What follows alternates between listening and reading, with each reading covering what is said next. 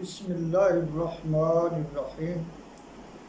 میرے انتہائی قابل احترام بزرگوں، بھائیوں، السلام علیکم ورحمۃ اللہ وبرکاتہ۔ پیارے اسلامی بھائیوں، حالات و واقعات کی خبر مدینہ، شام، بصرہ اور کوفہ کے دوسرے لوگوں کو ہوئی جو حضرت عثمان رضی اللہ تعالی عنہ کے حامی تھے، تو وہ اپنے اپنے شہروں میں چکر لگانے لگے اور پکار پکار کر کہنے لگے، لوگوں، اچھائی کا دن آج ہے، کل برائی کا دن ہوگا، اپنے خلیفہ کی طرف چلو اور ان کی حفاظت کرو۔ اس طرح بصرے، شام، مصر اور کوفے سے بے شمار لوگ مدینے کی طرف چل پڑے۔ جب یہ لوگ مسجد نبوی شریف کے قریب پہنچے تو حضرت عثمان رضی اللہ تعالی عنہ اپنے مکان سے باہر تشریف لائے اور ان کے ساتھ نماز ادا کی۔ ان لوگوں میں اس وقت باغی بھی شامل ہو گئے تھے۔ آپ رضی اللہ تعالی عنہ نے منبر پر تشریف لے جا کر ان لوگوں سے یوں خطاب کیا، اے جنگجو لوگو، اللہ کی قسم، اہل مدینہ جانتے ہیں کہ محمد صلی اللہ علیہ وسلم کی زبان مبارک پر تمہارے لیے ملعون کا لفظ آیا تھا۔ میں خطاؤں کو نیکیوں کے ذریعے مٹانے والا ہوں، لہذا میں برائی کو بھلائی کے سوا کسی چیز سے نہیں مٹاؤں گا۔ یہ سن کر محمد بن سلمہ کھڑے ہو گئے اور رسول کریم صلی اللہ علیہ وسلم کی حدیث کی گواہی دی، مگر حکیم بن جبلہ نے انہیں پکڑ کر بٹھا دیا۔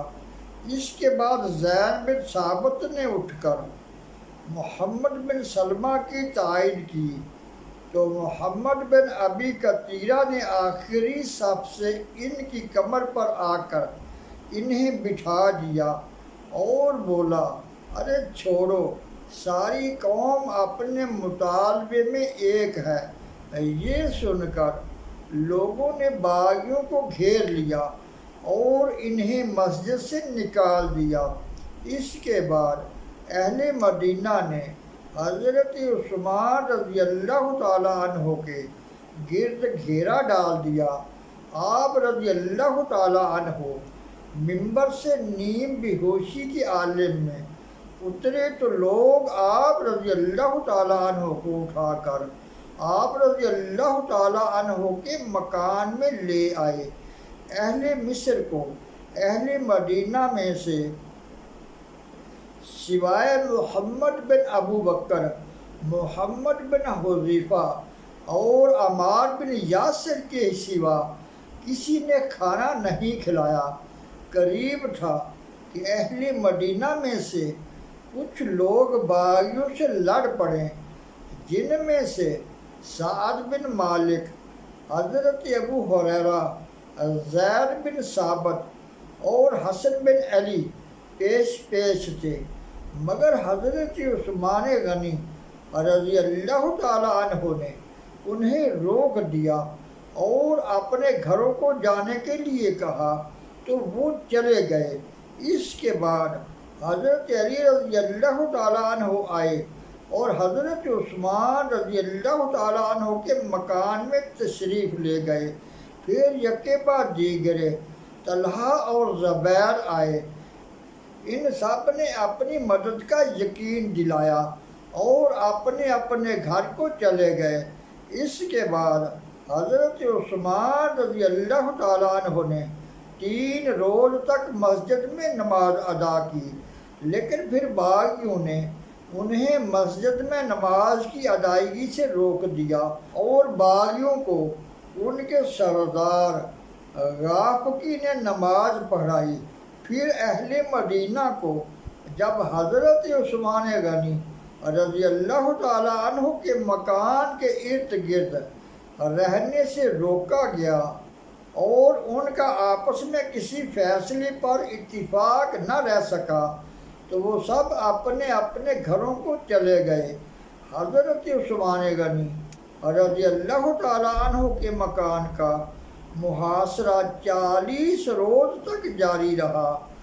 جن لوگوں نے اعتراض کیا انہیں قتل کر دیا گیا، یہاں تک کہ باغیوں نے حضرت عثمان رضی اللہ تعالیٰ عنہ کا پانی بھی بند کر دیا۔ حضرت علی رضی اللہ تعالیٰ عنہ نے حضرت عثمان غنی رضی اللہ تعالیٰ عنہ اور باغیوں کے درمیان پڑھ کر باغیوں کو سخت سخت کہا اور انہیں لوٹ جانے کے لیے کہا، مگر انہوں نے آپ رضی اللہ تعالیٰ عنہ کی بات نہ مانی۔ آخر حضرت علی رضی اللہ تعالیٰ عنہ نے حضرت عثمان رضی اللہ تعالیٰ عنہ سے فرمایا، آپ رضی اللہ تعالیٰ عنہ نے مستقل مزاجی اور صبر سے جو راستہ اختیار کیا ہے میں اس سے اتفاق کرتا ہوں۔ اس موقع پر حضرت عثمان غنی رضی اللہ تعالیٰ عنہ نے حضرت علی رضی اللہ تعالیٰ عنہ کو بیت المال کا مختار کل بنا دیا اور حضرت علی رضی اللہ تعالیٰ عنہ نے بیت المال کھول کر اس میں جو کچھ تھا اہل مدینہ اور نیک لوگوں میں تقسیم کر دیا۔ جس روز بیت المال تقسیم کیا گیا حضرت طلحہ رضی اللہ تعالیٰ عنہ کے پاس اٹھنے بیٹھنے والے سب لوگ ان کے پاس سے اٹھ کر چلے گئے، بس ایک آدمی ان کے پاس بیٹھا رہ گیا۔ مطلب یہ کہ لوگوں کا یہ عالم تھا کہ جس طرف دولت دیکھتے تھے ان کا رخ ادھر ہو جاتا تھا۔ اصحاب رسول صلی اللہ علیہ وسلم نے جب یہ دیکھا کہ فسادی ان کی کوئی بات مانتے ہی نہیں تو وہ ان لوگوں کے پاس سے لوٹ آئے۔ پھر حضرت عثمان غنی رضی اللہ تعالیٰ عنہ نے ایک خط کے ذریعے اپنے امراء کو یوں مخاطب کیا، اللہ کا حکم پورا ہو کر رہے گا۔ ان لوگوں نے اسلام سے منہ موڑا ہے اور اسلام کے احکامات ترک کر دیے ہیں۔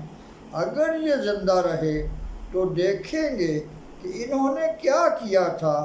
ہم نے بار بار دلیلیں دیں، معذرت بھی کی، لیکن ان پر کوئی اثر نہیں ہوا۔ وہ مدینے میں خون خرابہ کرتے پھر رہے ہیں، ہمیں نماز سے روک دیا گیا ہے، ہمارے اور مسجد کے درمیان رکاوٹیں کھڑی کر دی ہیں، اکثر بات بات پر جھگڑتے ہیں، جب انہیں بات چیت کے لیے کوئی دلیل نہیں ملتی تو یہ قتل و غارت پر اتر آتے ہیں۔ وہ میری معذوری سے کم کسی بات پر رضامند نہیں۔ ان کی یہ باتیں ایسی ہیں جنہیں سن کر شیطان بھی فریاد کرنے لگے۔ معلوم ہوتا ہے انہیں خلیفہ کی ضرورت ہی نہیں، بس سوچ کر ایسا قدم اٹھاؤ جس سے یہ فتنہ دب جائے۔ اگر آج بھی ایسا نہ کیا گیا تو پھر یہ فتنہ دب نہیں سکے گا۔ یہ خط جب امیر معاویہ رضی اللہ تعالیٰ عنہ کو ملا تو آپ رضی اللہ تعالیٰ عنہ نے لوگوں میں کھڑے ہو کر کہا، اللہ تعالیٰ حق کی مدد کرتا ہے، جو حق کے ساتھ ہوتا ہے اللہ تعالیٰ اس کے ساتھ ہوتا ہے۔ جاؤ خلیفہ رسول کے پاس جاؤ، ان کی عزت کرو، اللہ تمہاری عزت اور مدد کرے گا۔ ان کی توہین نہ کرو ورنہ اللہ تم پر کسی غیر کو بچھا دے گا۔ بصری کے حاکم نے بھی لوگوں سے کہا، جاؤ اپنے خلیفہ کی مدد کرو، ان سے فتنے کو دور کرو، ان کے اوپر خدا اور مسلمانوں کے دشمن چڑھ دوڑے ہیں۔ اگر تم اس فتنے کو دور نہ کر سکے تو گناہ گار ہوگے، اور اگر آپ کے پاس پہنچنے میں جلدی کی دوسروں سے پہلے پہنچے تو اللہ سے اس کا اجر پاؤ گے۔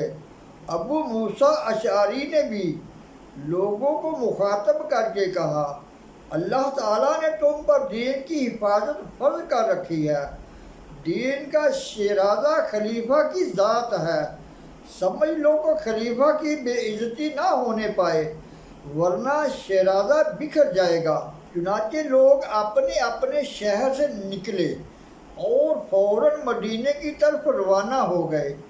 فسادیوں میں کچھ لوگ اچھے بھی شامل ہو گئے تھے جنہیں دھوکے کے ساتھ لایا گیا تھا، وہ یہ حالات دیکھ کر ان کا ساتھ چھوڑ گئے اور اپنے شہروں کو واپس چلے گئے، لیکن ایسے لوگ بہت کم تھے۔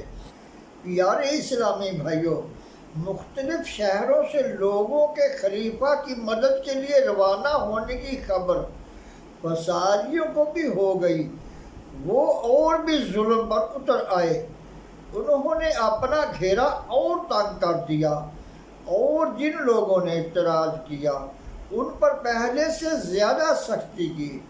حضرت عثمان غنی رضی اللہ تعالیٰ عنہ نے اپنے مکان کا دروازہ کھولا تو انہوں نے حضرت ابو ہریرہ رضی اللہ تعالیٰ عنہ کو فسادیوں سے یہ کہتے ہوئے سنا، بہتر ہوگا کہ تم قتل و غارت سے باز آ جاؤ۔ کثیر بن سلت مدینے میں آئے اور حضرت عثمان غنی رضی اللہ تعالیٰ عنہ کی خدمت میں پہنچے۔ فسادی ان سے ملنے والوں کو نہیں روکتے تھے۔ کثیر بن سلت نے عرض کی، یا امیر المومنین، آپ رضی اللہ تعالیٰ عنہ ان لوگوں کے سامنے جائیے۔ آپ رضی اللہ تعالیٰ عنہ کو دیکھ کر وہ ضرور اپنے ارادے سے باز آ جائیں گے۔ جواب میں آپ رضی اللہ تعالیٰ عنہ نے فرمایا، اے کثیر، میں نے کل رات خواب میں دیکھا تھا کہ میں رسول اللہ صلی اللہ علیہ وسلم کی خدمت میں حاضر ہوا ہوں، وہاں ابو بکر اور عمر بھی موجود ہیں، اور رسول اللہ صلی اللہ علیہ وسلم نے مجھ سے فرمایا، عثمان، یقیناً تم نے صبر کیا مگر مسلمان اس صبر کو نہیں سمجھے، وہ تمہیں قتل کر دیں گے، لہذا تم ہمارے پاس آ کر فلاں دن روزہ افطار کرو گے۔ یہ الفاظ کہنے کے بعد حضرت عثمان غنی رضی اللہ تعالیٰ عنہ بولے، پس اے کثیر، سورج آج مجھ پر غروب نہ ہوگا، وہ دن آج ہی کا دن ہے جس کی طرف رسول اللہ صلی اللہ علیہ وسلم نے ارشاد فرمایا ہے، سمجھ لو کہ میں اہل آخرت میں سے ہوں۔ اس روز آپ رضی اللہ تعالیٰ عنہ روزے سے تھے۔ اللہ تعالیٰ سے دعا ہے کہ درس و بیان کو سمجھنے، عمل کرنے اور دوسروں تک پہنچانے کی توفیق عطا فرمائے۔ وما علینا الا البلاغ المبین۔